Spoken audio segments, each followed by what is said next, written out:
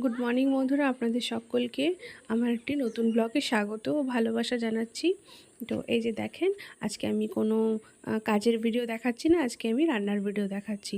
তো এই যে রান্নার ভিডিওটা দেখেন, মাছ বানাচ্ছি। এটা হয়েছে মৃগেল মাছ, তো তাই এর মধ্যে নুন হলুদ আর একটুখানি তেল দিয়ে নিয়ে মিক্স করে নিয়েছি। তো এই যে দেখেন বানাচ্ছি। তো আমার যে ফলোয়াররা আছে তাদেরকে বলছি আমাকে একটু স্টার দেন, স্টার না দিলে তাহলে আমি আরও আগে বাড়তে পারবো না। তো স্টারের আমার অনেক দরকার আছে।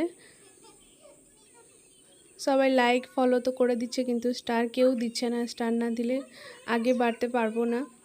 তো আপনারা সকলে মিলে আমাকে স্টার দেন। তো এই যে দেখেন তেলটা গরম হয়ে গেছে। তো গরম তেলে একটুখানি বেশি তেলটা গরম হলে তখনই মাছ ছাড়তে হয়, না তো পুরো কড়াইতে চিটকে যাবে। তাই জন্য তো একটু পুরো গরম হয়ে গেছে, তারপরে গিয়ে দিলাম মাছটা।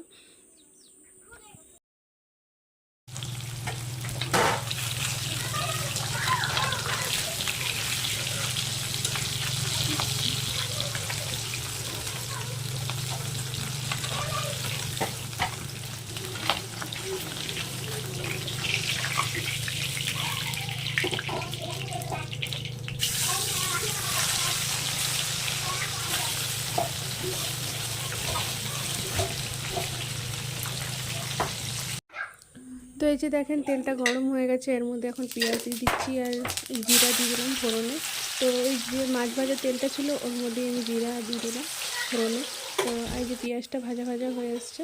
তো এই যে দেখেন এর মধ্যে এখন মশলা দিয়ে দেবো, জিরা আর পোস্ত আর গরম মশলা, কাঁচা লঙ্কা, রসুন আর পেঁয়াজ, এই সব কিছু নিয়ে বেটেছি।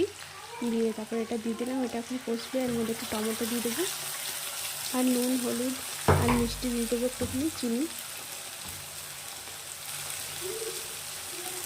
এর মধ্যে কাশ্মীরি রেড চিলি পাউডার অল্প একটুখানি দিয়ে দেবো, আর একটা মিক্স একটা মশলা আছে ওটা একটুখানি অল্প একটু দিয়ে দেবো, ব্যাস।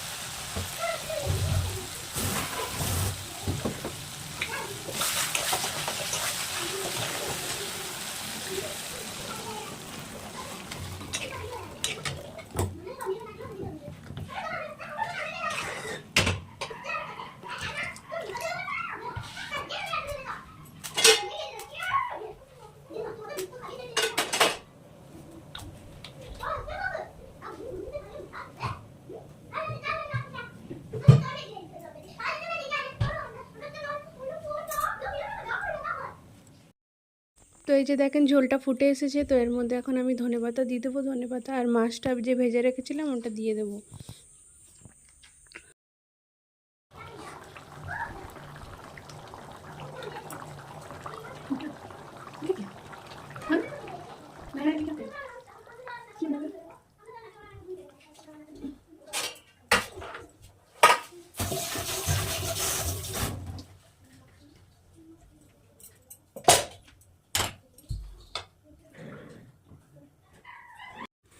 তো এই যে দেখেন মৃগেল মাছের ঝোল রেডি হয়ে গেছে। এই যে দেখেন এটা বানাচ্ছি ডাঁটা পোস্ত। তো ডাঁটা পোস্ত একদম কচি কচি ডাঁটা এনেছে, তো সেটা দিয়ে ডাঁটা পোস্ত বানাচ্ছি। তো যে দেখেন পেঁয়াজটাকে লাল লাল করে ভেজে নেব, দিয়ে তারপরে ডাঁটা আর আলুটা দিয়ে দিলাম। আলু আর ডাঁটাটা ভালো করে ভেজে নেব, দিয়ে তারপরে এর মধ্যে পোস্ত কাঁচা লঙ্কা আর একটু হালকা রসুন দিয়েছি, দিয়ে তারপরে এটাকে একটুখানি কষিয়ে নেব। দিয়ে আলুগুলো ডাঁটাগুলো সিদ্ধ হয়ে গেলে ব্যাস হয়ে যাবে ডাঁটা আলুর পোস্ত।